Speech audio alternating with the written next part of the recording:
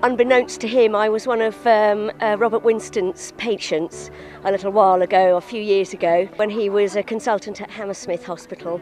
I think this is a great charity. Robert Winston particularly is such a great guy, and now having met him, I feel even more so. Just seeing his face and the thought of going for a long bike ride and doing something that doesn't really suit me really seemed to be a really good idea.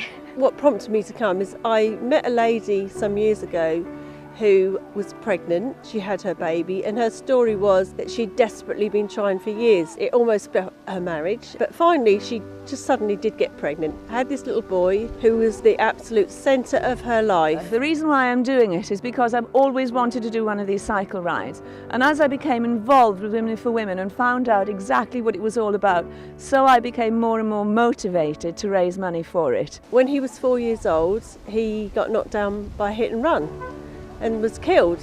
Died after a week in hospital unconscious, died in her arms. I've actually had 3 miscarriages and got over it reasonably well, but think that a lot of women must struggle with that phase of their life if they're unable to have children. It split up her marriage. She then met somebody else who she fell deeply in love with, got married, had 2 miscarriages, trying desperately to fill her arms again because she so much wants a baby. And then she found out her husband he had cancer of the testes. They whipped him into hospital and removed the cancerous testes without checking that the other one was actually producing sperm, which it doesn't.